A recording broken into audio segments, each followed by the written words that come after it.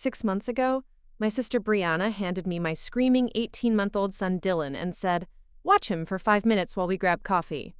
That was at Desert Ridge Marketplace in Phoenix, where the August sun turns car interiors into death traps within minutes. I was loading groceries when I heard his cries echoing from their locked SUV, windows cracked barely an inch, my baby's face red and soaked with sweat. Before we jump back in, tell us where you're tuning in from, and if this story touches you, make sure you're subscribed, because tomorrow, I've saved something extra special for you. My family stood inside Starbucks, laughing and ordering their iced drinks, completely unbothered. When I confronted them, my mother looked me dead in the eye and said, "You're being dramatic, Catalina. He's fine. But I work for Homeland Security analyzing child endangerment cases. I know what 98 degrees inside a vehicle does to a toddler's organs. I know what fine actually looks like. And I knew they had just crossed a line they could never uncross." The morning started like any other Sunday in Scottsdale. I had driven over to my parents' house with Dylan strapped safely in his car seat, his chubby hands clutching his favorite stuffed elephant. The plan was simple enough: family brunch followed by shopping for Brianna's upcoming birthday party. She had been planning this celebration for weeks, documenting every detail on her lifestyle blog, where she curated the perfect image of our supposedly close-knit family. Brianna met us at the door wearing a flowing maxi dress that photographed beautifully in the morning light streaming through my parents' floor-to-ceiling windows. Her hair was already perfectly styled, her makeup flawless despite the early hour. She immediately reached for Dylan, cooing at him while simultaneously positioning herself for the perfect selfie angle. "Come to Auntie Bree, sweet boy," she sang, already pulling out her phone. "We need to get some content before we head out." My mother, Patricia, emerged from the kitchen wearing her usual weekend uniform of designer athleisure and a smile that never quite reached her eyes when she looked at me. "Catalina, honey, you look tired," she said, which was her polite way of commenting on my lack of makeup and practical ponytail. "Maybe you should consider that concealer I sent you the link for." I chose to ignore the comment, focusing instead on Dylan as he babbled happily in Brianna's arms. My father, Vincent, appeared from his home office, already checking his phone despite supposedly taking the morning off from his luxury car dealership. "Ladies, we need to move if we want to beat the crowd," he announced, jangling his keys. I made reservations at that new place downtown. The restaurant was exactly what I expected: overpriced, Instagram-worthy, and completely unsuitable for a toddler. Dylan grew restless as we waited 45 minutes for our table, and I could see the other diners' disapproving glances as his babbling grew louder. Brianna kept trying to include him in her stories, but he was more interested in throwing his toy elephant than performing for her camera. "Cat, can you keep him quieter?" my mother whispered, glancing around nervously. "People are staring." I was doing my best, but Dylan was 18 months old and had been confined to a high chair for over an hour. When he finally started crying, genuinely tired and overstimulated, Brianna sighed dramatically. "This is exactly why I'm waiting to have kids," she said loud enough for nearby tables to hear. "Some people just aren't cut out for public dining with children." The comment stung more than it should have. I had been a single mother since Dylan's father disappeared when I was 6 months pregnant, working full-time at the federal building while raising my son largely alone. My family's help had always come with conditions and criticism, but I had learned to swallow their passive-aggressive comments for Dylan's sake. He deserved to know his grandparents and aunt, even if they treated our presence like an inconvenience. After brunch, we drove separately to Desert Ridge Marketplace, one of Phoenix's busiest shopping centers. The parking lot was already baking in the late morning sun, and I could feel the heat radiating up from the asphalt through my sandals. Dylan had fallen asleep in his car seat during the short drive, his little chest rising and falling peacefully. I hated to wake him, but I also knew better than to leave him in the car for even a moment in this heat. "Just leave him," Brianna said as I started to unbuckle his harness. "We're literally just running into Starbucks for coffee. It'll take 5 minutes, and he's sleeping so peacefully." I stared at her in disbelief. "It's 98 degrees, Bree. I'm not leaving my baby in a hot car." "Oh, come on," my mother chimed in, already walking toward the store entrance. "We'll crack the windows. He'll be fine for a few minutes. You worry too much." But I didn't just worry too much. I spent my days analyzing cases of child endangerment and trafficking for Homeland Security. I had seen the statistics, the photos, the medical reports of what happened when children were left in vehicles on hot days. The internal temperature could reach 120 degrees in minutes. Organ failure could begin within 15 minutes. I knew these facts the way other people knew their own phone numbers. "I'm taking him with me," I said firmly, lifting Dylan from his seat. He stirred but didn't wake, his sweaty head nestling against my shoulder. Brianna rolled her eyes. "Fine, but don't expect us to wait around while you deal with a cranky toddler when he wakes up." Inside the coffee shop, Dylan did wake up, disoriented and fussy from the temperature change and disrupted nap. He squirmed in my arms, reaching for everything within his grasp, while I tried to keep him calm. The barista was friendly enough, making funny faces at Dylan while she prepared our drinks, but I could sense my family's growing impatience. "This is taking forever," my father muttered, checking his Rolex. "We have 3 more stores to hit before they close." "Maybe Kat should just wait outside with him," my mother suggested. "It might be easier for everyone." I felt that familiar weight settling in my chest. The feeling of being the problem, the inconvenience, the one who complicated their perfectly planned outings. But as I looked down at Dylan's trusting face, something harder crystallized inside me. "I'll wait outside," I agreed, "but I'm keeping him with me." We found a shaded bench near the store entrance where Dylan could safely explore the ground around my feet while staying cool. My family emerged 20 minutes later with their elaborate frozen drinks, laughing about something Brianna had seen on social media. They had completely forgotten about us waiting outside. "Ready for the next store?" Brianna asked brightly, not even glancing at Dylan. The pattern repeated at every shop. They would suggest leaving Dylan in the car. I would refuse.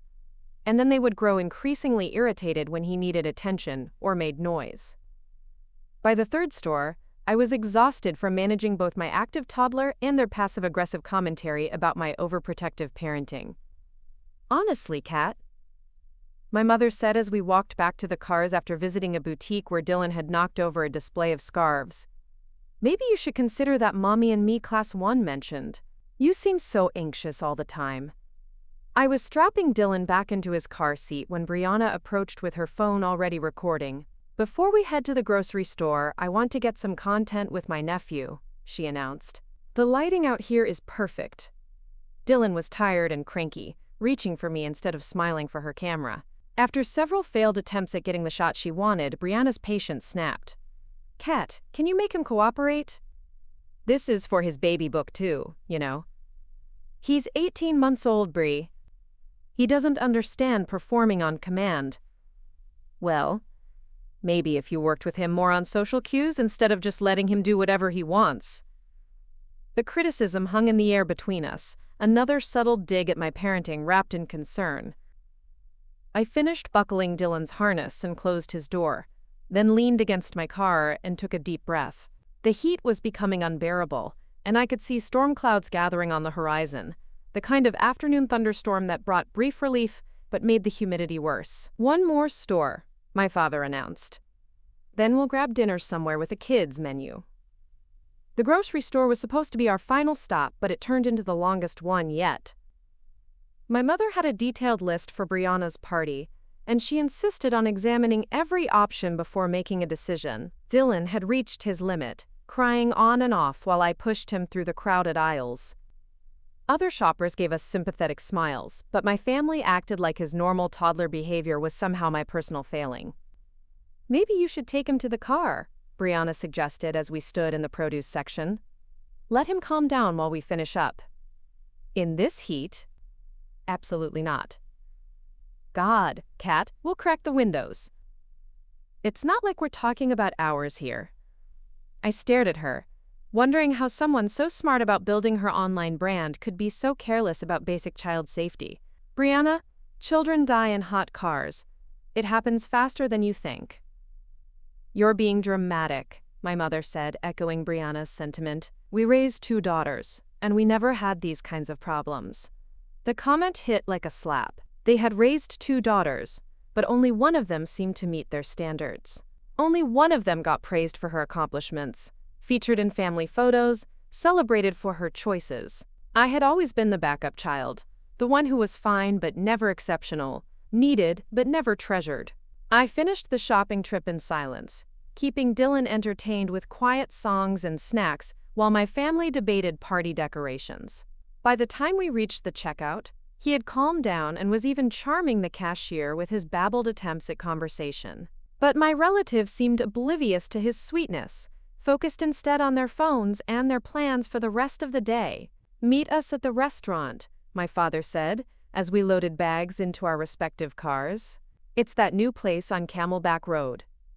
I was arranging Dylan's diaper bag when I heard Brianna's voice from across the parking lot. "Actually, Kat, can you just take Dylan home? He's been fussy all day and we want to try somewhere a little more upscale tonight." The dismissal was casual, delivered while she checked her reflection in her car window. No discussion, no consideration of how I might feel about being excluded from dinner plans that had supposedly been made for all of us. Just an assumption that I would quietly disappear with my inconvenient child so they could enjoy their evening in peace. I stood in the blazing sun, holding my sleeping son against my chest, and realized that I had been fooling myself for months. Preparing and narrating this story took us a lot of time, so if you are enjoying it, subscribe to our channel. It means a lot to us. Now back to the story. This wasn't a family that sometimes struggled with boundaries. This was a family that had never truly seen me as an equal member, and they certainly didn't see Dylan as anything more than an occasional photo opportunity. "Fine," I said quietly. "We'll head home." But as I drove through the Phoenix streets toward my apartment in Tempe, Dylan, sleeping peacefully in his car seat behind me, I couldn't shake the image of them suggesting I leave him in that hot car. Not once, but repeatedly. Not for seconds, but for extended periods while they shopped and socialized and forgot we existed. That night, after putting Dylan to bed in his crib, I sat at my kitchen table with my laptop open. My job at Homeland Security had taught me to document everything, to build cases methodically and thoroughly. I started a new file and began typing, recording every detail I could remember from the day. The times, the temperatures, the exact words they had used when pressuring me to leave my child unattended in dangerous conditions. I told myself I was just processing the day, working through my feelings by organizing the facts. But deep down, I knew I was building something more substantial. I was creating a record of a pattern that had been growing for months, a documentation of how my family treated the safety and well-being of my child. I had no idea then that this simple act of record-keeping would become the foundation of everything that followed. I couldn't have predicted that their casual disregard for Dylan's safety would escalate into something that would require every skill I had learned in my federal career. I was just a tired single mother trying to make sense of a family that seemed to love her child in theory but couldn't be trusted with his actual welfare.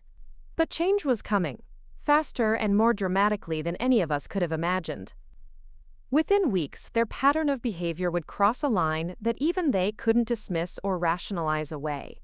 And when it did, I would be ready with more than just hurt feelings and family frustration.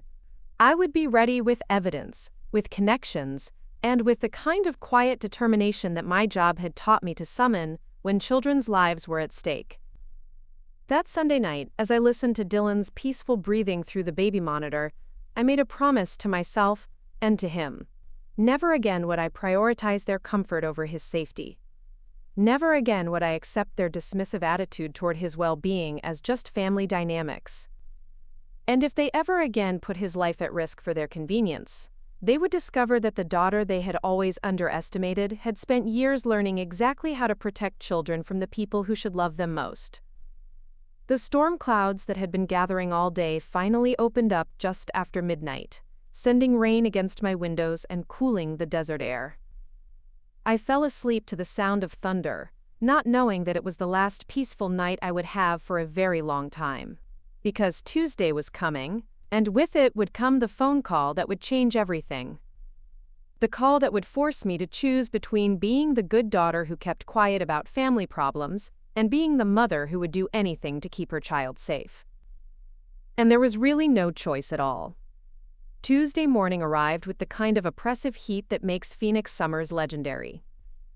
I had dropped Dylan off at his daycare and was settling into my cubicle at the Phoenix Federal Building when my phone rang.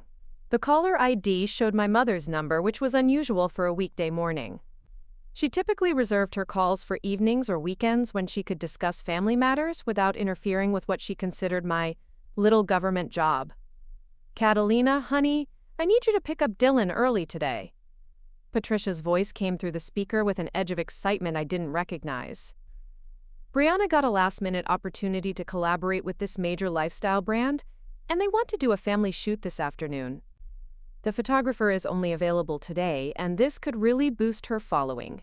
I glanced at my computer screen, where I had 3 urgent case files waiting for analysis. "Mom, I can't just leave work early. I have deadlines, and Dylan's daycare doesn't close until 6. Why can't you pick him up?" "Because we need you in the photos too, obviously. The brand wants authentic family moments, and Dylan is such a photogenic baby. This could lead to real opportunities for Brianna, maybe even a sponsorship deal."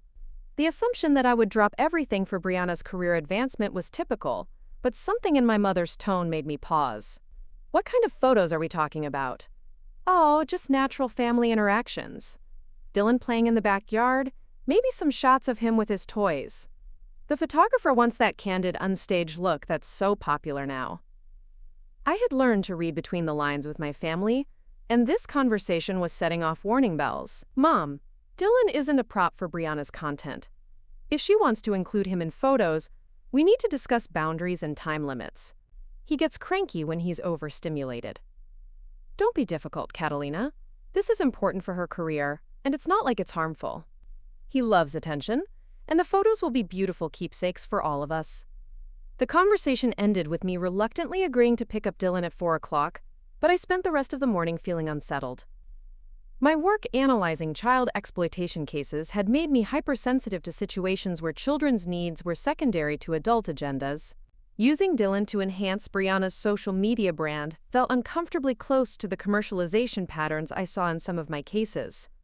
When I arrived at my parents' house that afternoon, Dylan on my hip and his diaper bag slung over my shoulder, I was surprised to find professional lighting equipment set up in their living room. The photographer, a young woman named Ashley, was directing 2 assistants in arranging furniture and adjusting camera angles. Brianna stood nearby in a flowing white dress that looked expensive and impractical for interacting with a toddler. "Perfect timing," Brianna called out when she saw us. "Ashley, this is my sister Catalina and my nephew Dylan. Isn't he gorgeous?"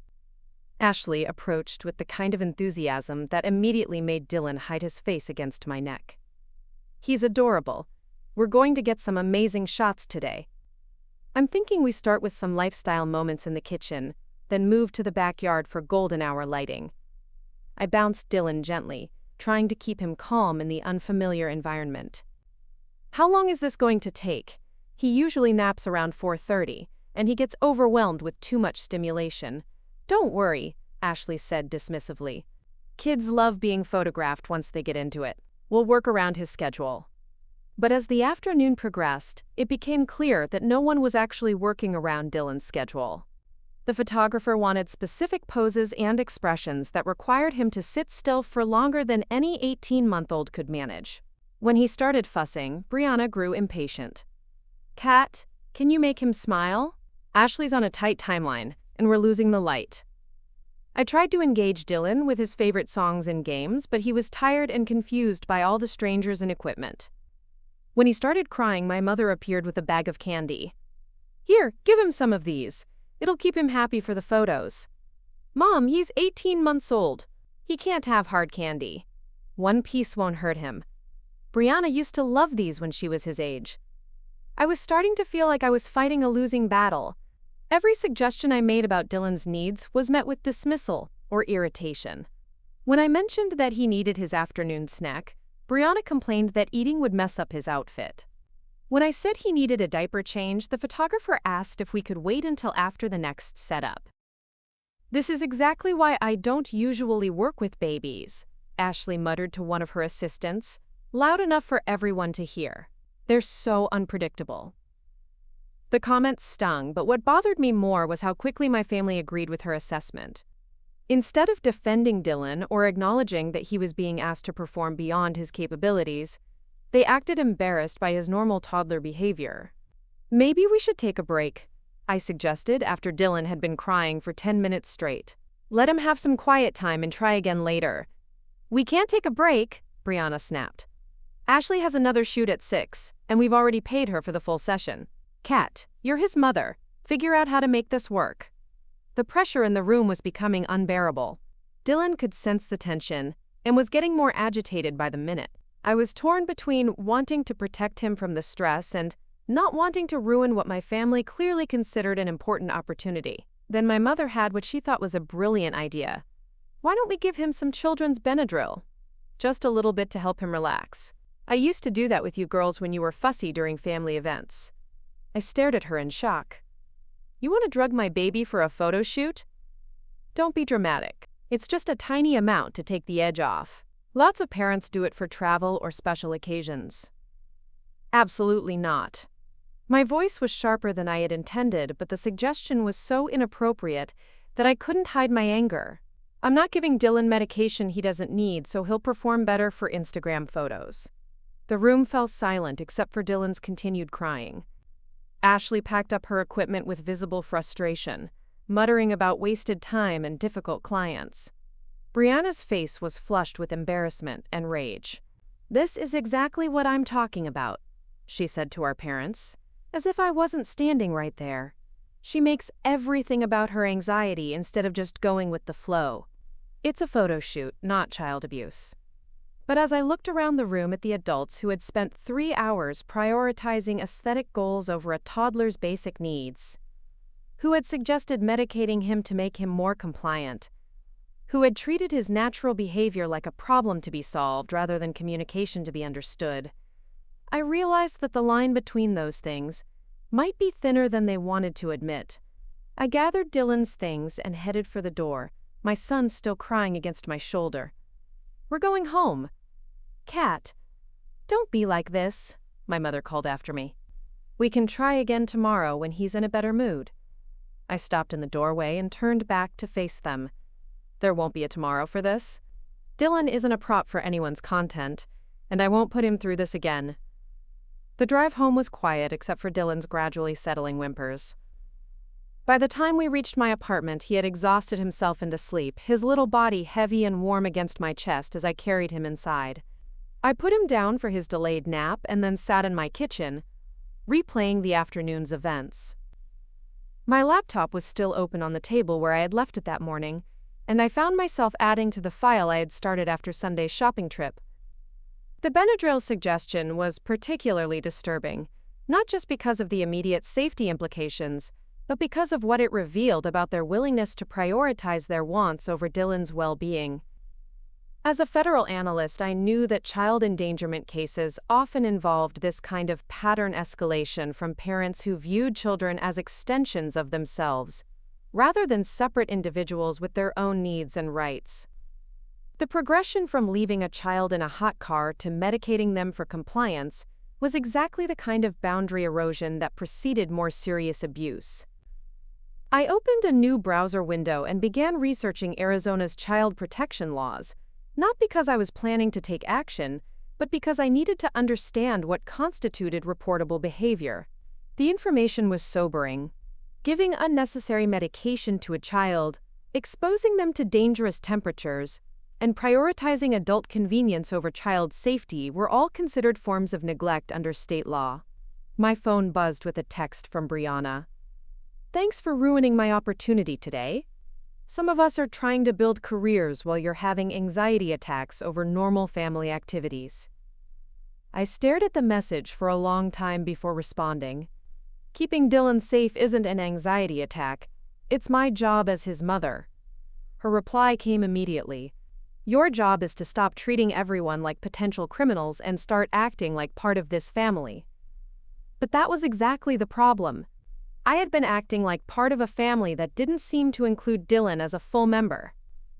A family that saw him as an adorable accessory when convenient, and an inconvenience when he displayed normal child behavior. A family that was willing to put his health and safety at risk for social media content, and then blamed me for being overprotective when I objected. That evening, after Dylan had eaten dinner and we had played quietly in his nursery, I called my best friend Zoe Hartwell. We had met during my first week at Homeland Security, and she had become the closest thing I had to family outside of Dylan. She worked in the cybercrime division and understood the demands of federal law enforcement in ways my biological family never had. "You sound exhausted," Zoe said after I had recounted the day's events. "How are you holding up?" "I feel like I'm going crazy," I admitted. Part of me wonders if I am being overprotective. Maybe other families do this kind of stuff, and I'm just too paranoid because of what I see at work. "Kat, listen to me. I've known you for 3 years, and you are the most level-headed person I know. If your instincts are telling you that something is wrong, then something is wrong. Trust yourself." But they're my family, Dylan's grandparents. I don't want to cut him off from them over what might just be different parenting philosophies. Different parenting philosophies are things like screen time limits or bedtime routines. What you're describing sounds like people who don't view Dylan as a person with his own needs and boundaries. That's not a philosophical difference, Kat. That's a fundamental problem. After we hung up, I sat in Dylan's room watching him sleep, his little chest rising and falling in the steady rhythm that had become my most reliable source of peace. Zoe was right about my instincts, but she was also right about something else. I was exhausted, not just from the constant vigilance required to protect Dylan from my family's poor judgment, but from the emotional labor of trying to maintain relationships with people who seemed incapable of respecting my role as his mother. The next few weeks passed in relative quiet. I limited our visits to my parents' house and declined several invitations for family outings that I knew would put Dylan in stressful situations. Brianna posted passive-aggressive content about family members who choose drama over love, but I ignored it. My primary focus was work and caring for Dylan, and both were going well when I didn't have to navigate my family's demands. Then came the Friday that changed everything. I was reviewing a case file about a trafficking ring when my phone rang with a call from Dylan's daycare director, Mrs. Rodriguez. "Ms. Reeves, I need to speak with you about an incident today involving Dylan's pickup." My heart immediately started racing. "Is he okay? What happened?" "Dylan is fine, but I need to inform you that your sister attempted to pick him up this afternoon without proper authorization." When we explained that she wasn't on his approved pickup list, she became quite insistent and claimed there had been a family emergency. I gripped the phone tighter. "I never authorized anyone else to pick up Dylan." "What exactly did she say?" "She said that you had been in a car accident and asked her to collect Dylan while you were at the hospital." She seemed genuinely upset and had photos of Dylan on her phone, so it was clear she knew him. "But our policy is very strict about authorized pickups, so we asked her to have you call us directly." "You did exactly the right thing. I wasn't in any accident, and I never sent Brianna to pick up Dylan." "Did she leave when you refused?"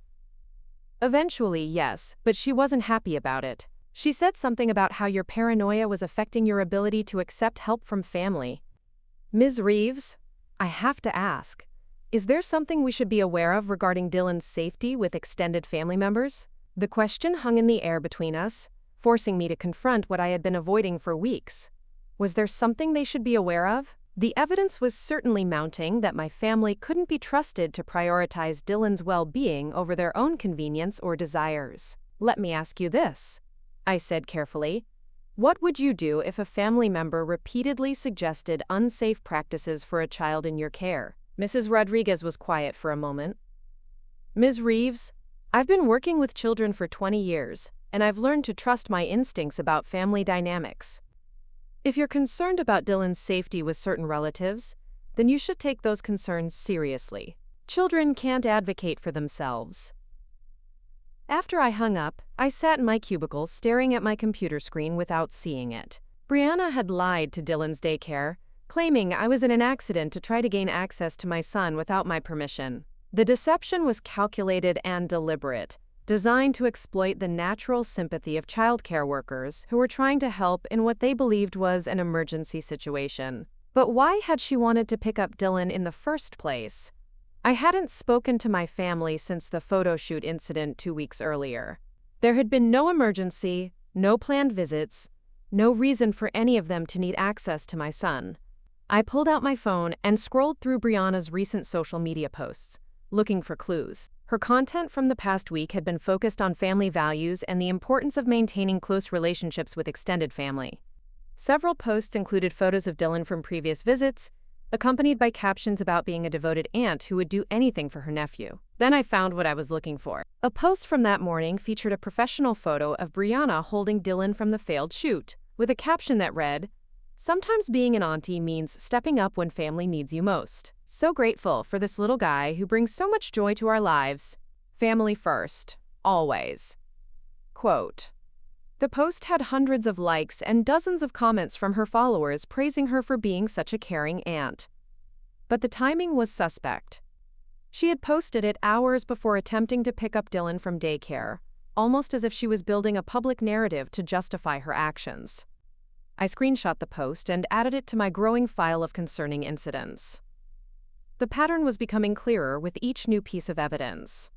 My family didn't just dismiss my concerns about Dylan's safety. They actively worked around my boundaries when I tried to protect him. That evening, after Dylan was asleep, I made a decision that I knew would have far-reaching consequences. I opened my laptop and began drafting an email to my supervisor at Homeland Security, Director James Caldwell. As a federal analyst with security clearance, I was required to report certain types of incidents that could affect my reliability or judgment. The fact that my family was engaging in deceptive behavior regarding my child felt like something that fell into that category. But more than that, I was beginning to understand that my expertise in recognizing patterns of child endangerment wasn't just useful for my job. It was essential for protecting my own son from people who claimed to love him but consistently put their wants ahead of his needs. The email was carefully worded and factual, outlining the incidents without editorial commentary. I attached relevant screenshots and photos, creating a timeline that spoke for itself. When I finished, I read it through twice before hitting send, knowing that once I involved my federal supervisor in my family situation, there would be no going back to pretending that everything was fine. Director Caldwell's response came within an hour, even though it was well past normal business hours. Schedule a meeting for Monday morning. This needs to be discussed in person. I spent the weekend in a strange state of suspended anxiety, caring for Dylan and maintaining our normal routines while knowing that Monday would likely mark the beginning of a new chapter in our lives. I didn't contact my family, and they didn't contact me, which felt like the calm before an inevitable storm. Monday morning arrived gray and overcast, unusual for Phoenix in late summer. I dropped Dylan off at daycare with extra hugs and promises to pick him up on time, then drove to the federal building with my stomach in knots. Director Caldwell's office was on the 10th floor, with windows overlooking the downtown skyline and walls lined with commendations and photos from his 30-year career in federal law enforcement. He was a man in his early 50s with graying hair and the kind of steady presence that made him effective at managing complex investigations. When I entered his office, he gestured for me to sit across from his desk and poured 2 cups of coffee without asking if I wanted any. "I've reviewed your email and the attached documentation," he said, settling into his chair. "Before we discuss the specifics, I want you to know that you did the right thing by bringing this to my attention. Family situations that affect the safety of minor children are always a concern for personnel with security clearance." I nodded, unsure of what to say. Part of me still felt like I was betraying my family by discussing their behavior with my federal supervisor. "Let me ask you a direct question," Director Caldwell continued. "Based on your professional analysis of child endangerment patterns, do you believe your son is at risk when he's in the care of these family members?" The question forced me to set aside my personal feelings and evaluate the situation with the same objectivity I applied to my cases. "Yes, sir. I believe there's a pattern of behavior that prioritizes adult convenience over child safety, and that pattern appears to be escalating." "Can you elaborate on what you mean by escalating?" I walked him through the timeline, from the initial suggestions to leave Dylan in hot cars to the unauthorized pickup attempt. In my professional experience, these types of boundary violations often precede more serious incidents.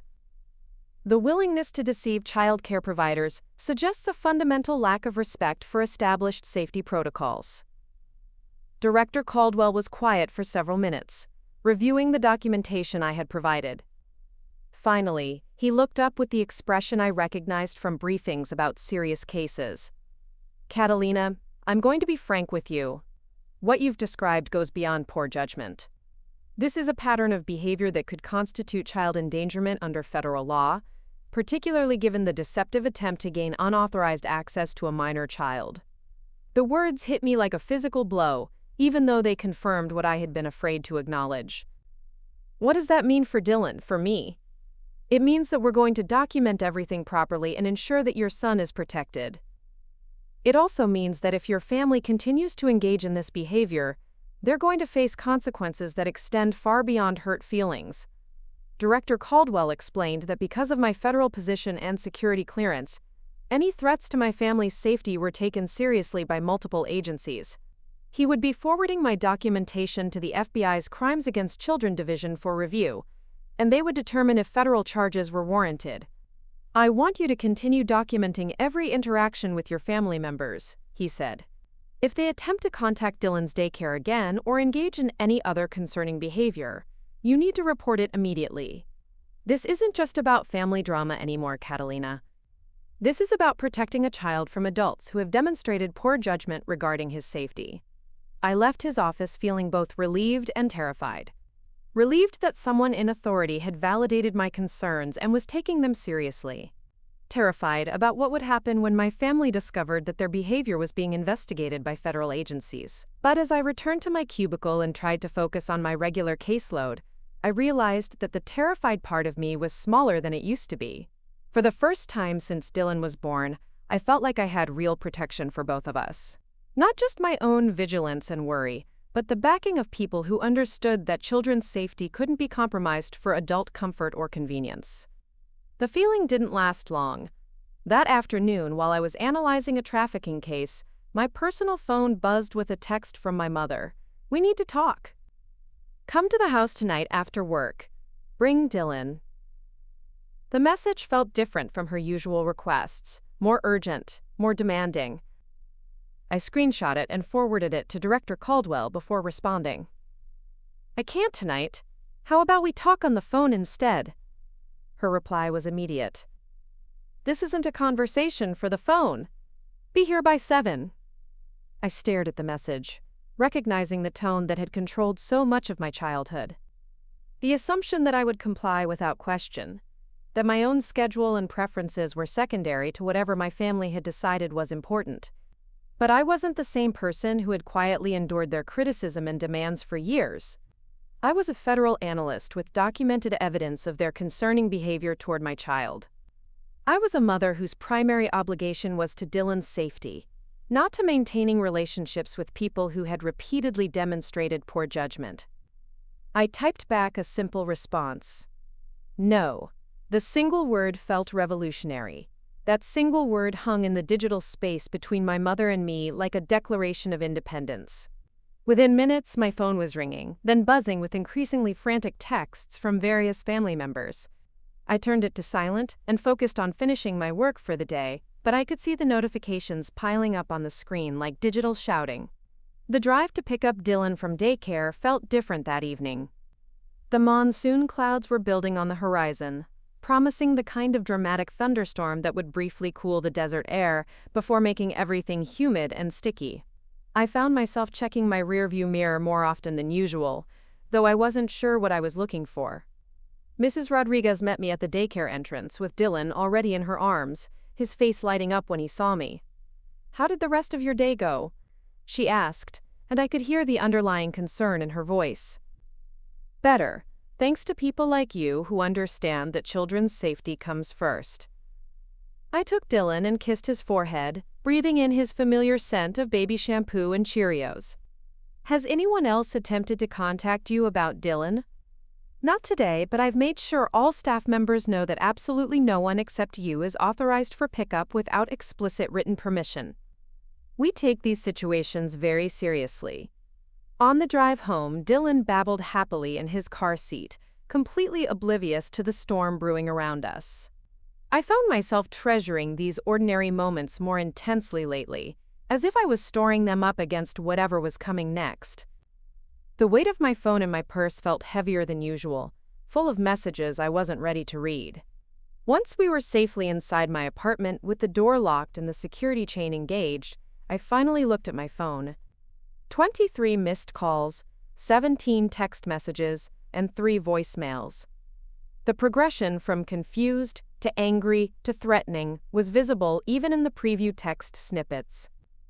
From my mother, Catalina, what is wrong with you? We're your family. From Brianna, this is ridiculous. You're acting like we're strangers instead of people who love Dylan. From my father, young lady, you need to check your attitude and remember who raised you. And then, the one that made my blood run cold from Brianna again. Fine. If you want to play games, we can play games. But remember that family loyalty goes both ways. I screenshot each message before listening to the voicemails. The first was my mother, her voice tight with barely controlled frustration. Catalina Marie Reeves.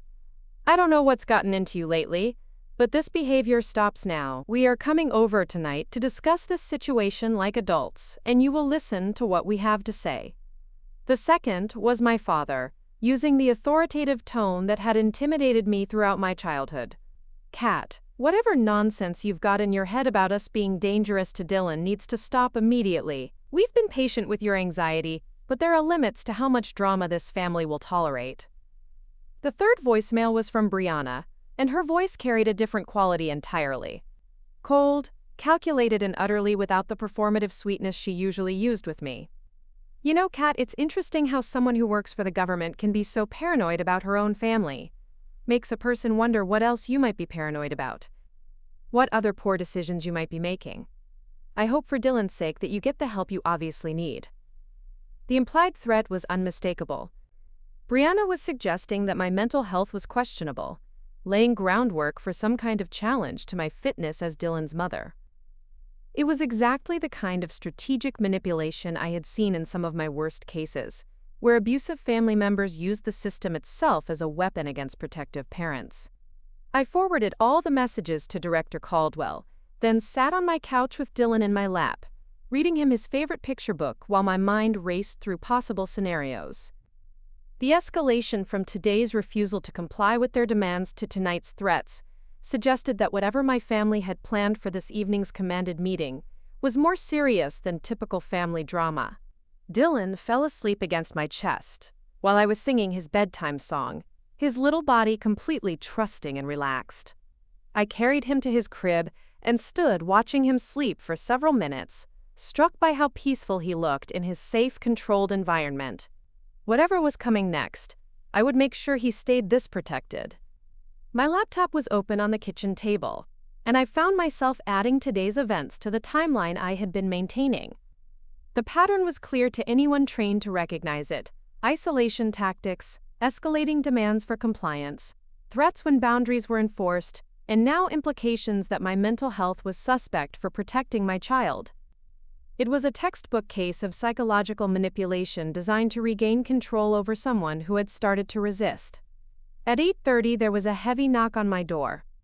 Not the tentative tap of a friend or the quick rap of a delivery person, but the authoritative pounding of people who expected immediate compliance. I looked through the peephole and saw all 3 of them standing in the hallway, my parents flanking Brianna, their faces grim with determination. I didn't open the door. Instead, I spoke through it, keeping my voice calm and steady. It's late, and Dylan is sleeping. Whatever you want to discuss can wait until tomorrow. Open this door right now, my father's voice boomed through the wood. We're not having this conversation through a door like strangers. You can lower your voice, or you can leave. My neighbors have children too.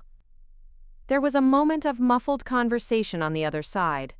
Then my mother's voice, artificially sweet in the way that had always preceded her most manipulative moments. Sweetheart, we just want to understand what's wrong. We love you and Dylan so much, and it breaks our hearts that you're shutting us out. I'm not shutting you out. I'm setting boundaries for Dylan's safety. What safety concerns? Brianna's voice was sharp with incredulity. Kat, we're his grandparents and aunt. We've never hurt him. We would never hurt him. Through the peephole, I could see her phone in her hand, and I realized she was likely recording this interaction. creating content that would show her as the reasonable family member trying to connect with an unstable sister. The performance was as calculated as everything else she did for her online audience. "Brianna, are you recording this conversation?" She held up her phone with a bitter smile. "Just documenting how my own sister won't even open her door for her family. People should know what we're dealing with. Then they should also know about the unauthorized daycare pickup, the suggestions to leave Dylan in hot cars, and the attempt to give him unnecessary medication for a photo shoot." The silence that followed was different from their previous pauses. Heavier, more dangerous. When my father spoke again, his voice had dropped to the low, threatening tone I remembered from my teenage years. "Catalina, you're going to open this door and have an adult conversation with your family, or there are going to be consequences you won't like." "What kind of consequences?" "The kind that happen when someone is clearly having mental health issues that affect their ability to care for a child." There it was. The threat Brianna had implied in her voicemail now stated explicitly. They were going to challenge my custody of Dylan by claiming I was mentally unstable. It was a common tactic used by abusive family members when protective parents tried to limit their access to children. But they had made a critical miscalculation. I wasn't just a worried mother with documentation of their concerning behavior. I was a federal analyst whose supervisor was already aware of their pattern of child endangerment. I had professional credibility, security clearance, and the backing of people who understood the difference between mental health concerns and legitimate child protection efforts. "Dad, I want you to listen very carefully. I work for Homeland Security analyzing cases of child endangerment and trafficking.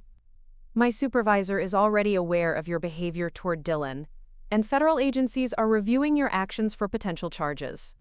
If you continue to threaten me or attempt to interfere with my parenting, you're going to face consequences that extend far beyond family drama." The hallway went completely silent. Through the peephole, I could see them looking at each other with expressions of shock and growing panic. They had expected me to cave under pressure the way I had throughout my childhood. They hadn't expected me to have professional resources and federal backing. "You called the government on your own family?" My mother's voice was barely a whisper, but I could hear the devastation in it. "I documented concerning behavior toward my child and reported it to appropriate authorities. That's what any responsible parent would do." Brianna's face had gone pale, but her voice still carried traces of defiance. "This is insane, Kat. You're destroying our family over normal grandparent behavior. Normal grandparents don't lie to daycare centers to gain unauthorized access to children. Normal grandparents don't suggest medicating babies to make them compliant for photo shoots. Normal grandparents don't repeatedly pressure parents to leave children in dangerous situations." There was another long pause, and then I heard footsteps moving away from my door. Not the angry stomping I expected, but the quick, nervous steps of people who had suddenly realized they were in serious trouble. I waited several minutes before looking through the peephole again. The hallway was empty. My phone buzzed with a text from Director Caldwell. "Saw your forwarded messages. Are you and Dylan safe tonight?" I typed back quickly, "Yes. They came to my apartment but left when I mentioned federal review." "Good. Document everything. We'll discuss additional protective measures tomorrow." That night, I barely slept, despite Dylan's peaceful rest in the next room. Every sound in the hallway made me alert, though I knew my family was likely too frightened by the mention of federal charges to attempt anything dramatic. But the fact that they had threatened to challenge my custody meant this was far from over. The next morning brought an unexpected call from my apartment complex's management office. "Ms. Reeves, we had some people here yesterday evening asking about your lease and whether you were up to date on rent. They claim to be family members concerned about your well-being, but our policy is not to discuss tenant information with anyone not on the lease." Another piece of the puzzle clicked into place. They weren't just threatening to challenge my custody through Child Protective Services. They were trying to build a case that I was generally unstable and unable to manage basic responsibilities like housing. It was a systematic campaign designed to undermine my credibility from multiple angles. "Thank you for not sharing any information.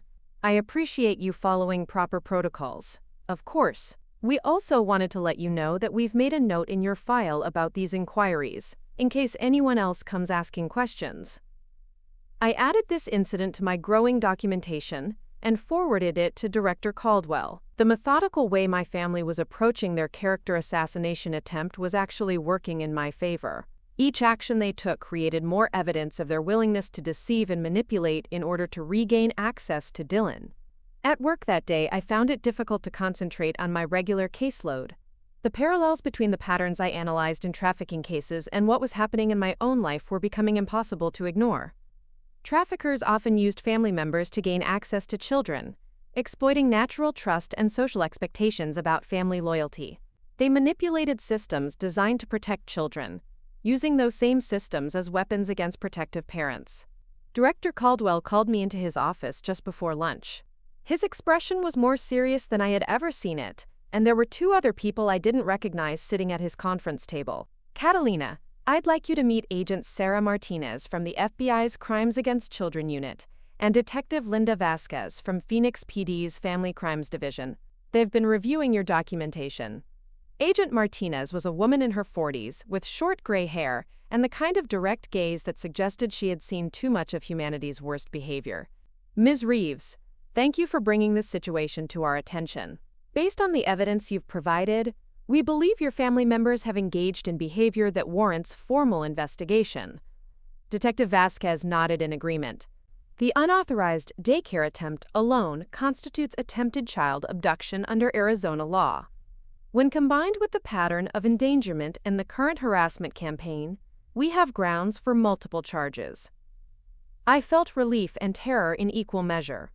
Relief that law enforcement was taking the situation seriously. Terror about what it meant for my family to be facing federal and state charges. "What happens next?" I asked. Agent Martinez pulled out a folder thick with documents. "We're going to conduct formal interviews with the daycare staff, review all digital communications, and investigate the claims your family has been making about your mental health.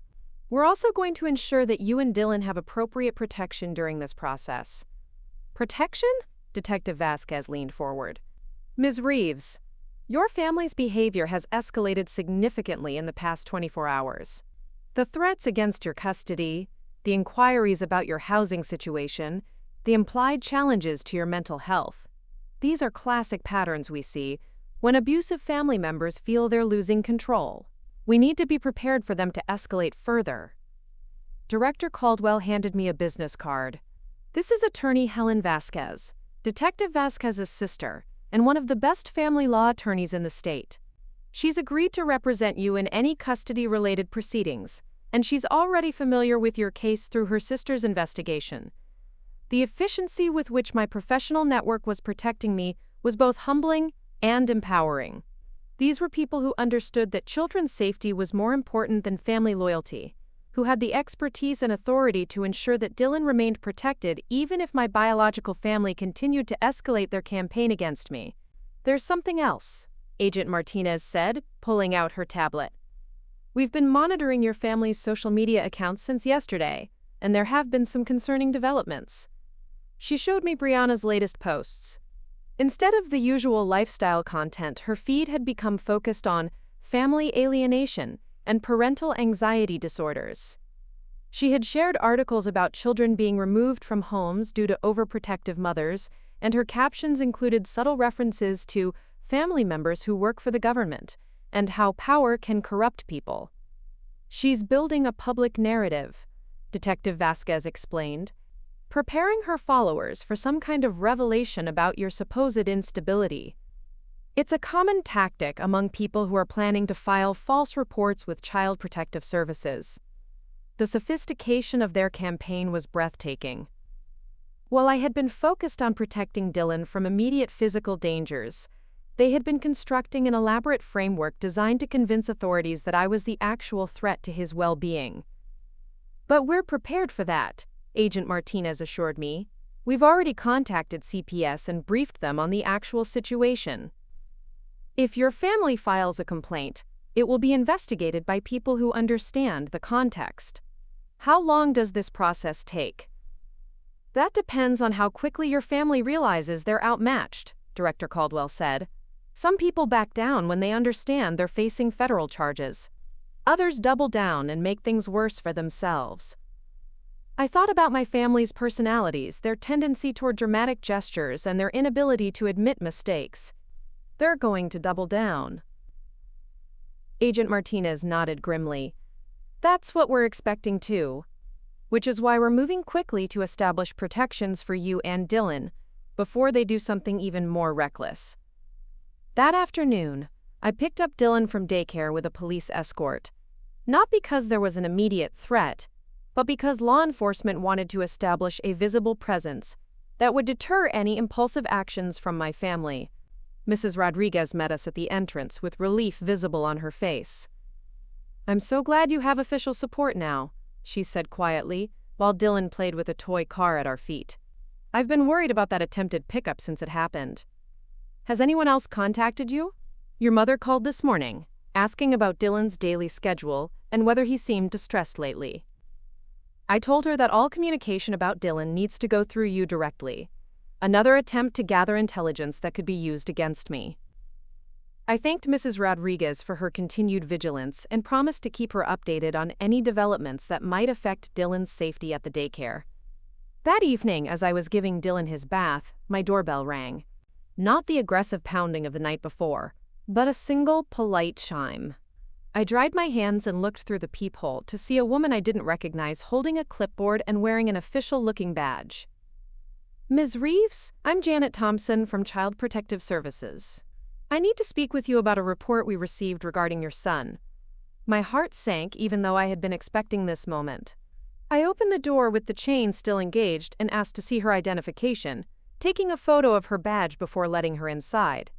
"I want you to know that we've already been briefed by federal investigators about the situation with your family," she said as she entered.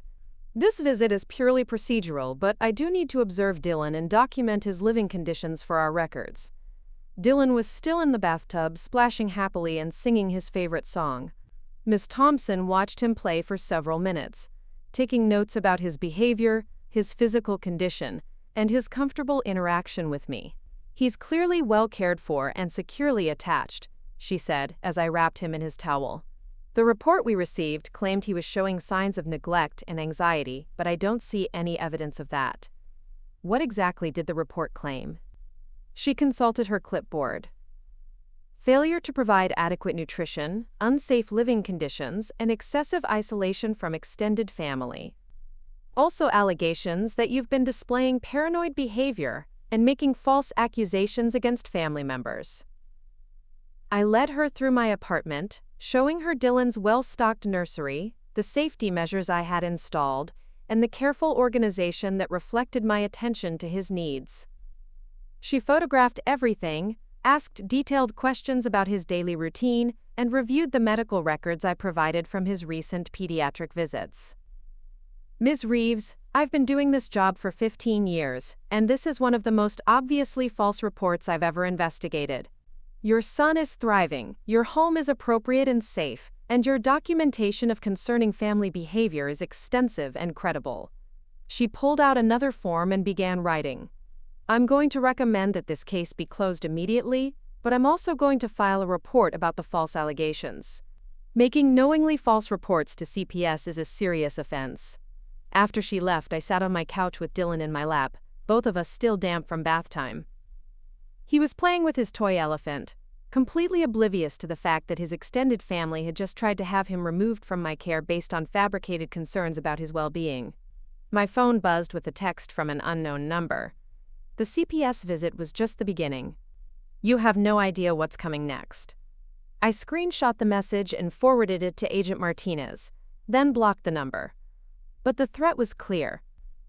Whatever my family was planning, they weren't done trying to regain control over Dylan through whatever means necessary. That night, I moved Dylan's crib into my bedroom and engaged every security measure my apartment offered. The battle lines had been drawn, and my family had demonstrated that they were willing to weaponize child protection services against me to get what they wanted. But they had also revealed their hand too early. Every false claim they made, every deceptive tactic they employed, every threat they issued, was being documented by federal investigators who understood exactly what kind of people they were dealing with. As I fell asleep listening to Dylan's peaceful breathing beside me, I realized that for the first time since this ordeal began, I wasn't afraid of what they might do next. I was ready for it. And tomorrow, they were going to discover just how ready I was. The morning that would change everything started with Dylan laughing at his reflection in the bathroom mirror while I brushed my teeth. He had discovered that making faces at himself was endlessly entertaining, and his giggles echoed off the tiles like music. These moments of pure joy had become precious to me, islands of normalcy in the storm that had consumed our lives over the past month. My phone had been quiet since the threatening text 2 nights earlier, which should have been reassuring but instead felt ominous. In my experience analyzing criminal behavior, silence from aggressors often preceded their most dramatic actions. I had learned to trust that particular instinct, the one that made my skin prickle when things felt too calm. Agent Martinez had called the previous evening to update me on their investigation's progress. They had interviewed the daycare staff, reviewed surveillance footage from the shopping center incident, and analyzed all the digital communications my family had sent. The evidence was overwhelming, she assured me, but building an airtight case took time. Your family is going to face serious charges, she had said. Federal charges for the attempted child abduction, state charges for child endangerment, and potentially additional charges for filing false reports and harassment. But, Catalina, I need you to understand that people facing this level of legal trouble sometimes do desperate things. Her warning echoed in my mind as I got Dylan ready for daycare that morning. He was in an especially good mood, chattering in his mixture of real words and adorable nonsense while I put on his little sneakers. I found myself memorizing details of his sweet expressions, the way his hair stuck up despite my attempts to smooth it down, the trust in his eyes when he looked at me. The drive to daycare was uneventful, but I noticed a dark sedan that seemed to follow the same route we took.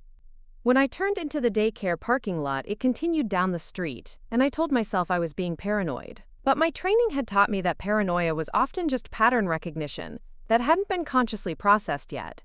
Mrs. Rodriguez greeted us at the entrance with her usual warm smile, but I could see concern in her eyes. Ms. Reeves, I received another call this morning. This time from someone claiming to be a social worker who needed to verify Dylan's enrollment and daily schedule. Did you give them any information? Of course not. I asked for official credentials and told them all inquiries needed to go through you.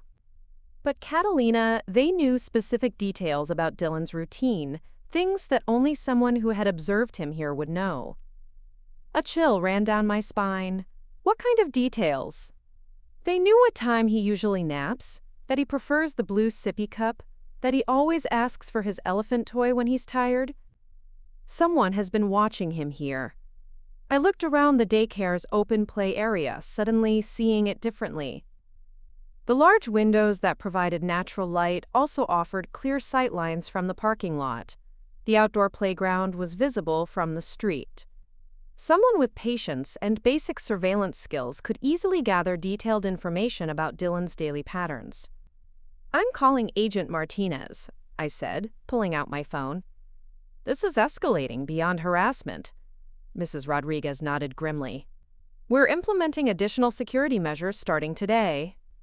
No one gets past the front desk without proper identification and verification, and we're keeping the playground activities away from the street-facing fence. Agent Martinez answered on the first ring, and her tone became sharp when I relayed the morning's developments. Surveillance suggests they're planning something specific. I'm sending a team to monitor the daycare, and I want you to vary your pickup routine. Don't go straight home tonight. The rest of my workday passed in a haze of distraction. Every few minutes, I found myself checking the live video feed from Dylan's daycare that they had given me access to after the security concerns began. He was happily engaged in toddler activities, completely unaware that his safety required constant vigilance from multiple adults. Director Caldwell stopped by my cubicle around 3 o'clock with an expression I had never seen before. Catalina, I need you to come to my office immediately. Bring your personal belongings. The walk down the hallway felt endless. When we reached his office, I saw Agent Martinez waiting with Detective Vasquez and another woman I didn't recognize. Their faces were grim, and I knew something significant had happened. Sit down, Director Caldwell said gently. We've had a development.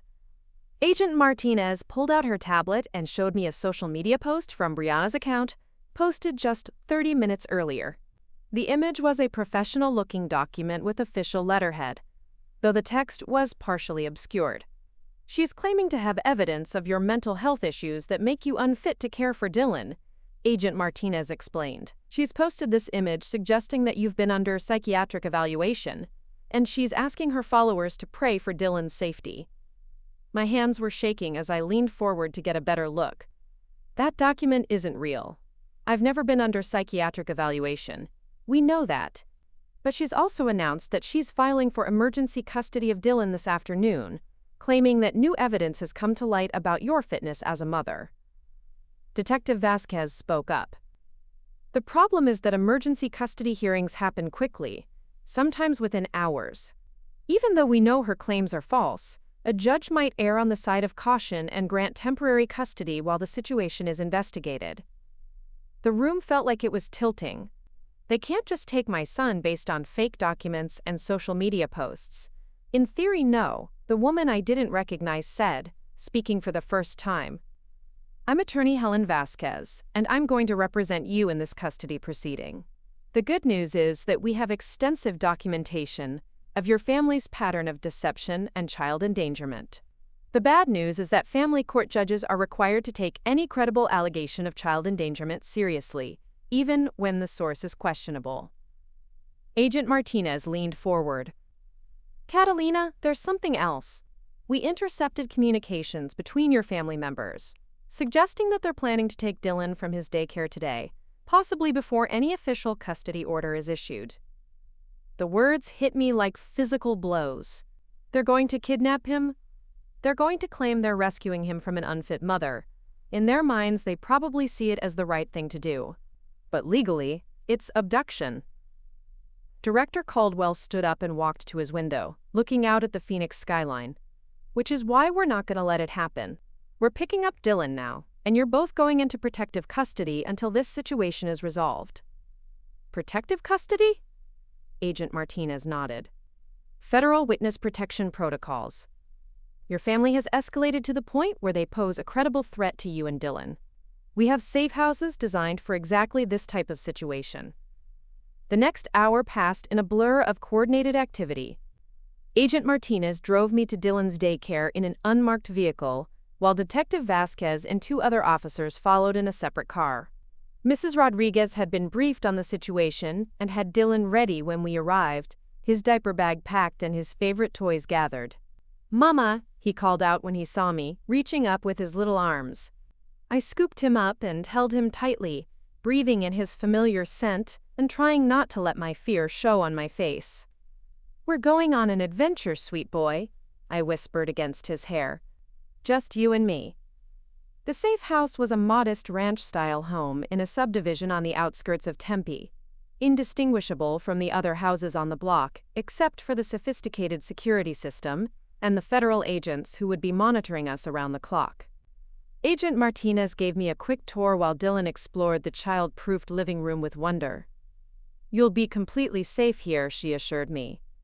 "The house is equipped with everything you need for Dylan, and we have agents posted outside. Your family has no way of finding this location."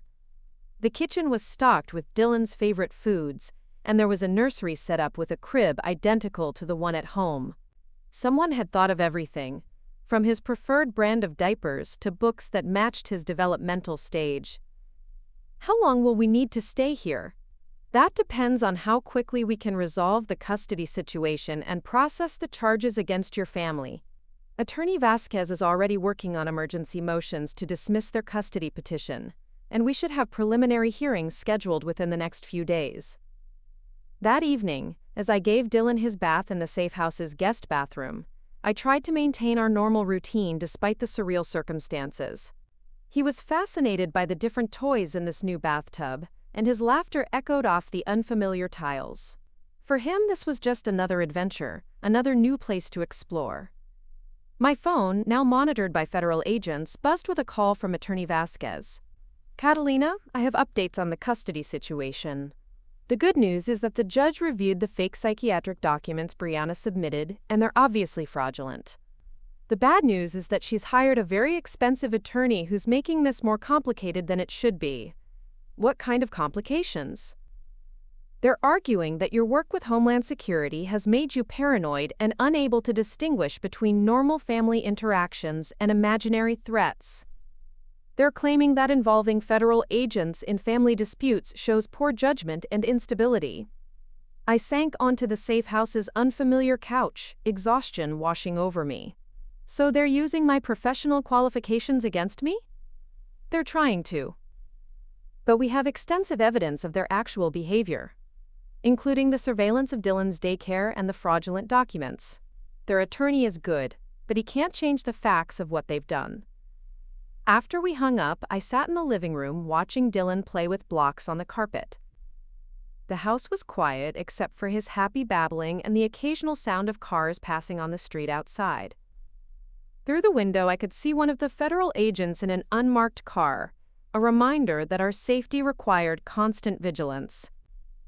My laptop had been cleared by security and configured to allow me to work remotely, so I spent the evening reviewing case files for my regular job while Dylan slept in the crib beside me. The irony wasn't lost on me that I was analyzing cases of child endangerment while living in federal protection from my own family's attempts to gain access to my son. Around midnight, Agent Martinez called with news that made my blood run cold. "Catalina, your family showed up at Dylan's daycare 2 hours after we picked him up. They had legal documents claiming emergency custody and demanded that staff release Dylan to them immediately. But Dylan wasn't there." "No, and Mrs. Rodriguez handled the situation perfectly. She told them that Dylan had been released to you earlier in the day, and she called police when they became aggressive. They're now facing additional charges for attempted kidnapping and harassment." I closed my eyes, imagining how different this night could have been if we hadn't acted quickly. What happens now? Now they realize that federal agents are involved and that this isn't just family drama anymore. Their attorney is going to advise them to back down, but people this desperate don't always listen to good advice. The next morning brought a call from Detective Vasquez with news that both relieved and terrified me. "We executed search warrants on your family's homes and vehicles early this morning. What we found goes way beyond what we were expecting." "What do you mean?" "Catalina, they had detailed surveillance photos of you and Dylan going back months. Pictures of you at the grocery store, at the park, dropping him off at daycare. They had floor plans of your apartment building and schedules of when you typically came and went." My legs felt weak, and I sat down heavily on the safe house's kitchen chair. "They've been stalking us?" "For at least 3 months, maybe longer. We also found communications between your sister and someone she hired to gather information about your work schedule, your social activities, even your financial situation. This wasn't impulsive behavior, Catalina. This was a systematic campaign to gain control over Dylan. The scope of their surveillance was breathtaking. While I had been trying to maintain some kind of relationship with them, they had been treating me and Dylan like targets in an operation. Every family dinner, every casual conversation, every time I had shared details about our lives, had been intelligence gathering for their ultimate goal of separating us. "There's more," Detective Vasquez continued. "We found evidence that they were planning to take Dylan out of state. Plane tickets to Florida, rental car reservations, even enrollment papers for a preschool in Tampa. Quote, they were going to disappear with him. That appears to have been their backup plan if the legal custody challenge failed. Take Dylan and establish residency in another state, then claim that you had abandoned him." I looked across the room at Dylan, who was playing peacefully with toy cars on the carpet, making engine noises and laughing at his own sound effects. The people who claimed to love him had been planning to rip him away from everything familiar and safe, to traumatize him in service of their own desire for control. Agent Martinez arrived at the safe house an hour later with a thick folder of documents and a grim expression. "Catalina, we need to discuss what comes next. Your family's behavior has crossed into federal jurisdiction on multiple counts. We're talking about conspiracy to commit kidnapping, interstate transportation of a minor, wire fraud for the fake documents, and violation of federal statutes regarding surveillance and harassment. What does that mean for them?" If convicted on all charges, they're looking at significant prison time. Your sister could face 10 to 15 years, your parents 5 to 10 each. These aren't misdemeanor family disputes anymore. The weight of those numbers settled over me like a heavy blanket. Despite everything they had done, despite the fear and stress they had put Dylan and me through, the thought of my family spending decades in federal prison was overwhelming. "I know this is difficult," Agent Martinez said gently, "but I need you to understand that their behavior fits the profile of family trafficking cases we've seen before. Adults who view children as property to be controlled rather than individuals with rights. The surveillance, the false documents, the plan to take Dylan across state lines, these are the same tactics used by non-family traffickers." That afternoon, Attorney Vasquez called with the news I had been hoping for. The judge has dismissed their custody petition completely. Not only that, but she's issued a permanent restraining order preventing any of your family members from contacting you or Dylan, from coming within 500 feet of your home or his daycare, and from posting anything about either of you on social media. What about the criminal charges? Those are proceeding separately. The federal prosecutor's office has filed formal charges, and arraignment is scheduled for next week. Based on the evidence they've collected, conviction is almost certain. That evening, as I was giving Dylan his dinner in the safe house's high chair, my phone rang with a call from an unknown number. Agent Martinez had instructed me to answer any calls in case my family tried to contact me, but to keep conversations brief and not agree to anything. "Kat, it's Brianna." Her voice was different from any tone I had ever heard from her before, small, frightened, completely stripped of its usual confidence. "I need to talk to you." "I'm listening." "The lawyers are saying we could go to prison for years. Real prison, not just probation or community service. Kat, I have a business, a following, a life. I can't survive in federal prison." The irony was staggering. She was worried about her social media career while facing charges for trying to kidnap my child. "Brianna, you surveillanced Dylan and me for months. You planned to take my son across state lines. You created fake psychiatric documents to try to have him removed from my care. We were trying to help him. You were being so paranoid, so overprotective. We thought he needed stability, normal family relationships. By drugging him for photo shoots, by leaving him in hot cars, by lying to his daycare to try to take him without my permission?" There was a long silence, and when she spoke again, her voice was barely a whisper. "We never meant for it to go this far, we just wanted to be part of his life. You could have been part of his life by respecting my boundaries as his mother. Instead, you chose to treat us like enemies to be conquered. Kat, please, can't we work something out? Can't you tell them this was all a misunderstanding?" The request was so fundamentally disconnected from reality that I almost laughed. "Brianna, you committed federal crimes. You cannot surveillance photos of my child, planned to kidnap him, and created fraudulent documents. Those aren't misunderstandings." Quote, "But we're family. Family is supposed to forgive each other. Family is supposed to protect each other.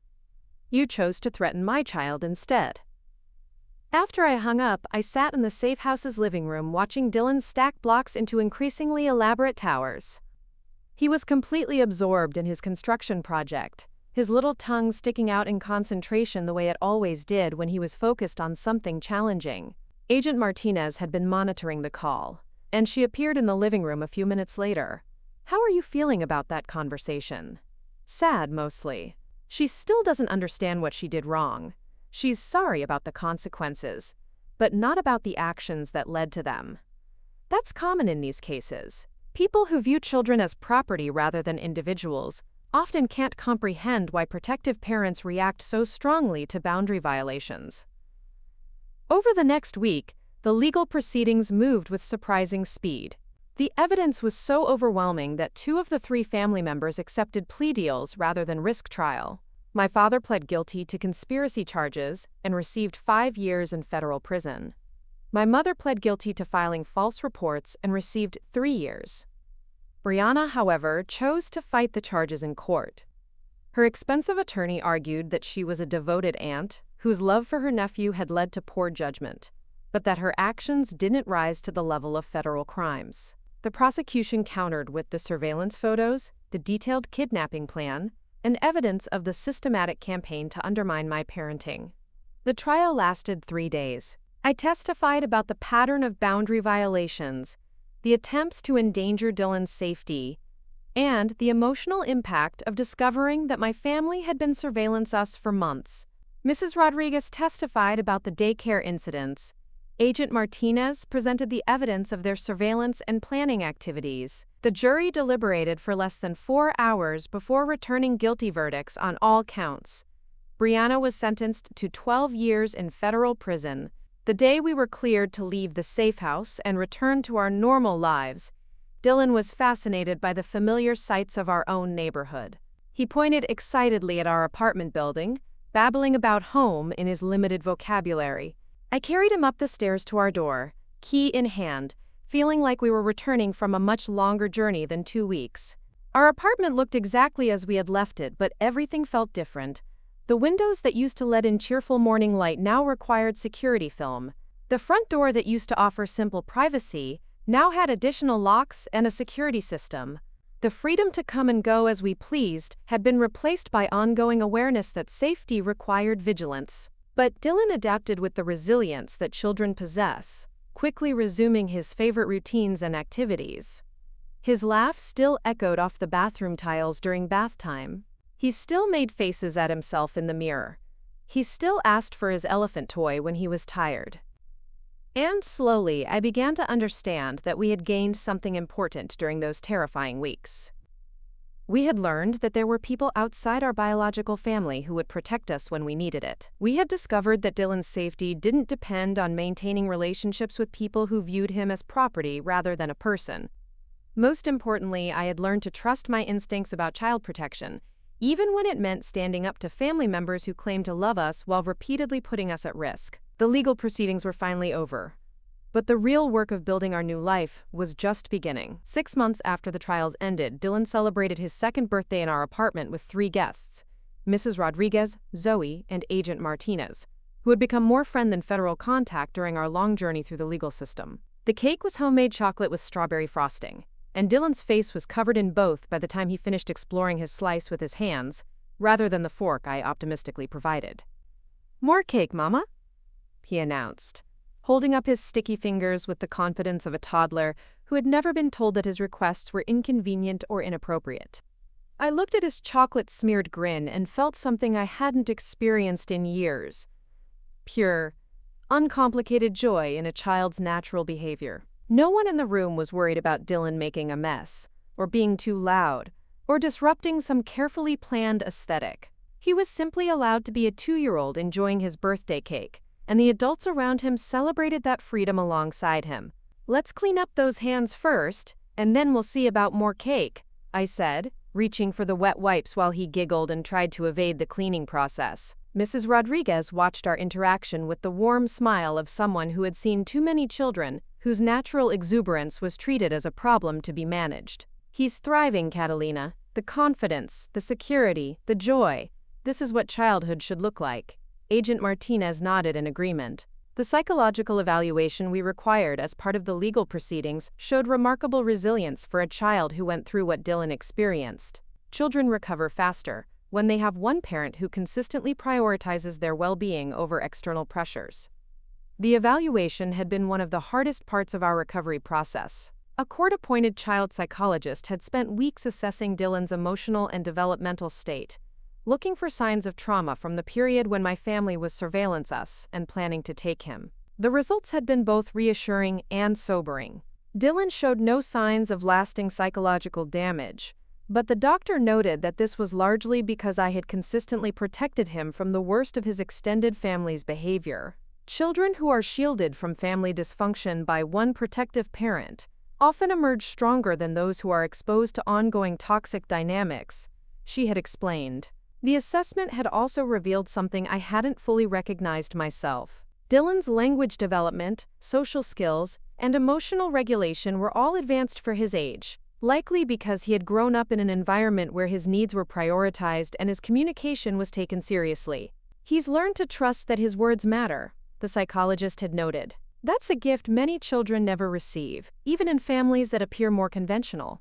As I watched Dylan charm his small birthday party with his enthusiastic storytelling, a mixture of real words and expressive gibberish that somehow conveyed complete narratives, I realized how different this celebration was from the elaborate events my family had always insisted on. No professional photographer, no social media documentation, no pressure for Dylan to perform or pose or be anything other than exactly who he was. Zoe had brought a gift that perfectly captured her understanding of our new life.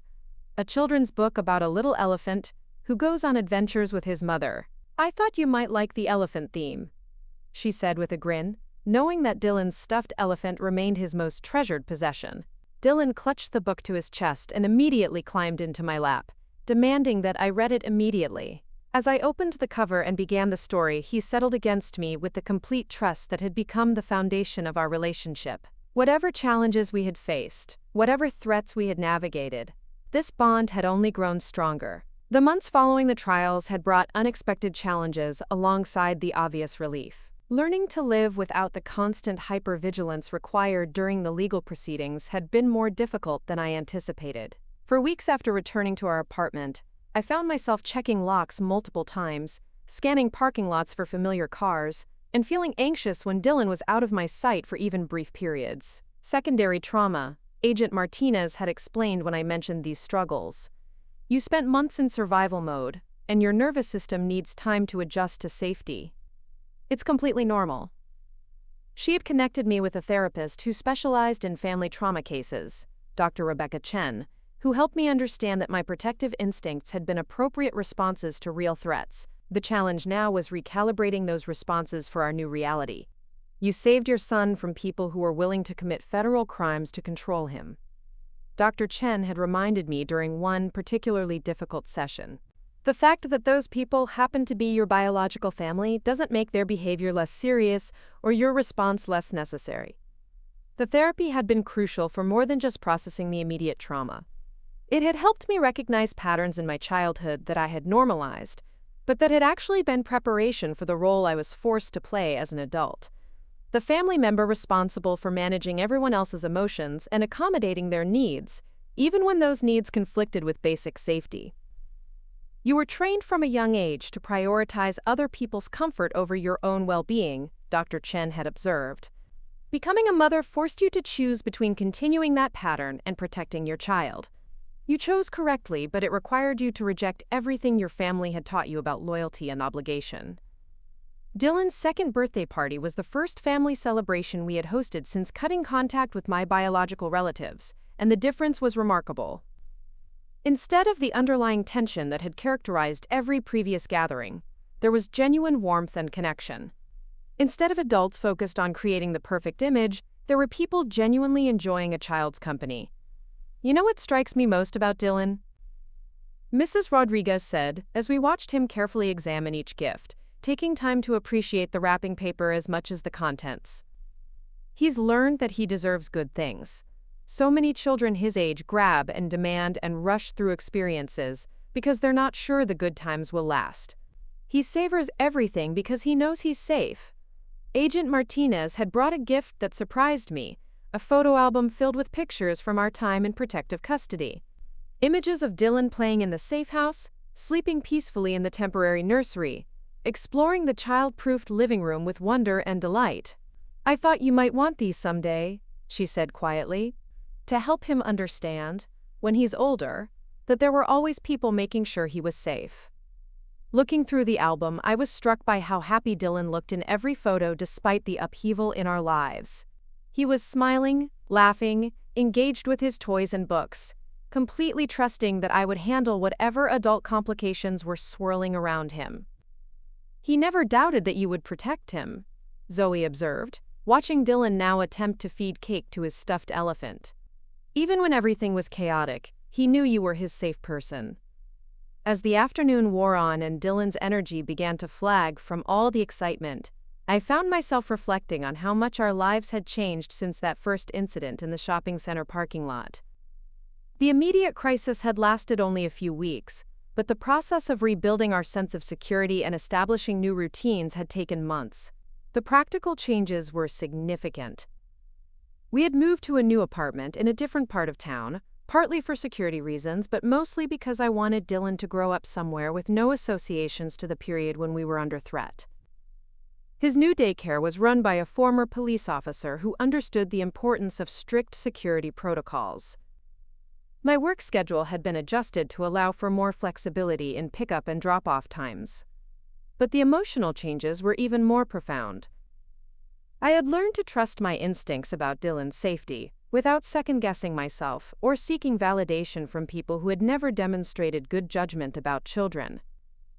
I had discovered that protecting him didn't require me to maintain relationships with people who viewed his well-being as negotiable.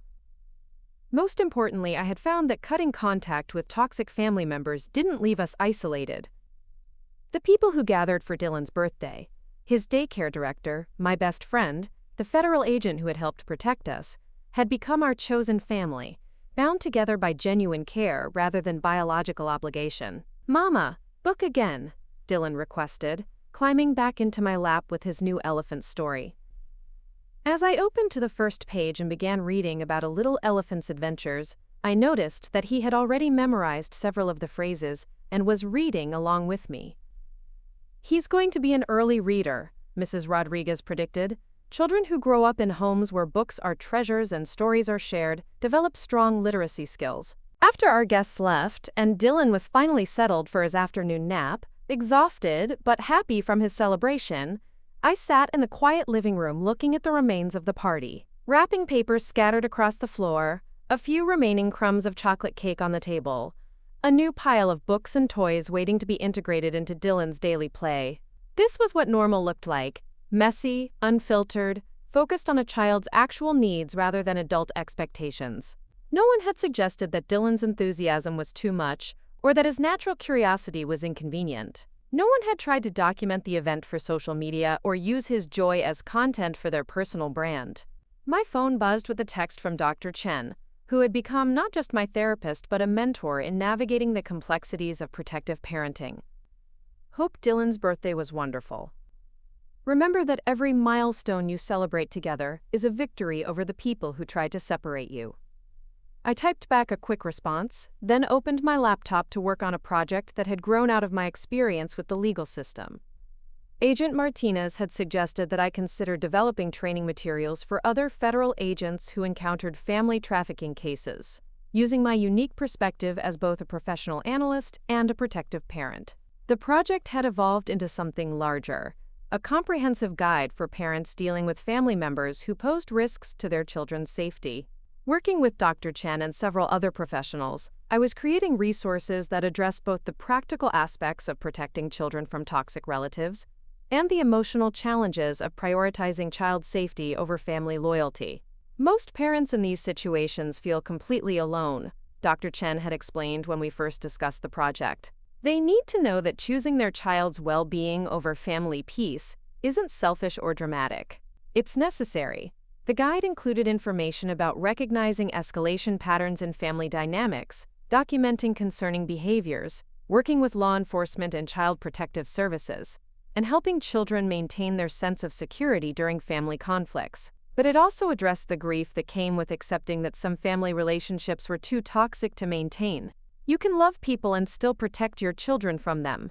I had written in one section, "Love doesn't require you to expose your child to adults who consistently prioritize their own needs over basic safety." As I worked on the latest chapter, focused on rebuilding life after cutting contact with dangerous family members, Dylan's voice drifted from his room over the baby monitor. He was talking to his stuffed elephant in the drowsy, nonsensical way that meant he was fighting sleep but losing the battle. "Elephant go adventure with Mama," he mumbled. "Mama keep elephant safe. Safe, safe, safe." The words hit me with unexpected emotion. Even in his sleepy, unguarded moments, Dylan's sense of security was so strong that it extended to his favorite toy. He had internalized not just that he was safe, but that safety was something we maintained together, something I was capable of providing consistently. 6 months ago, I had been afraid that cutting contact with my family would deprive Dylan of important relationships and leave him with a smaller support system. Instead, he had gained something more valuable: The knowledge that the adults in his life would always prioritize his well-being over their own convenience or desires. The doorbell rang softly, and I looked through the peephole to see a delivery driver with a package. Inside was a card from an unexpected source. Janet Thompson, the CPS worker who had investigated the false report my family had filed. Quote, "Dear Ms. Reeves," the card read, "I wanted you to know that your case has been used as a training example for our staff about recognizing false reports and understanding the difference between protective parenting and paranoid behavior. Your documentation and advocacy for Dylan helped us improve our response to similar situations. Thank you for showing us what genuine child protection looks like." I sat with the card for a long time, thinking about how many children might benefit from the lessons learned during our crisis. The investigation had revealed not just my family's concerning behavior, but gaps in the system's ability to quickly identify and respond to false allegations designed to weaponize child protection services against protective parents. As evening approached and Dylan woke from his nap refreshed and ready for more birthday festivities, I realized that our story had reached its real conclusion. Not with the dramatic courtroom scenes or the satisfying prison sentences, but with this quiet afternoon in our safe apartment, where a 2-year-old could nap peacefully knowing that his mother would be there when he woke up. "Mama, play blocks," Dylan announced, presenting me with his favorite building set. As we sat on the living room floor constructing elaborate towers that he would gleefully knock down, I thought about the future we were building together. Dylan would grow up knowing that his needs mattered, that his voice was heard, that safety was non-negotiable. He would learn about healthy relationships from the chosen family we had created. People who respected boundaries, prioritized children's well-being, and understood that love was demonstrated through actions rather than words. And someday when he was old enough to understand, I would tell him about the people who tried to separate us, and how we stood together against them. Not as a scary story, but as evidence of the strength that comes from choosing what's right over what's easy. The blocks tumbled down with a satisfying crash, and Dylan clapped his hands in delight. "Again, Mama! Build again!" I reached for another block, smiling at his endless enthusiasm for construction and destruction, for the simple joy of building something beautiful and then starting over. It was the perfect metaphor for our new life, taking the pieces we had and creating something better, something safer, something that belonged entirely to us. Up next, you've got 2 more standout stories right on your screen. If this one hit the mark, you won't want to pass these up. Just click and check them out.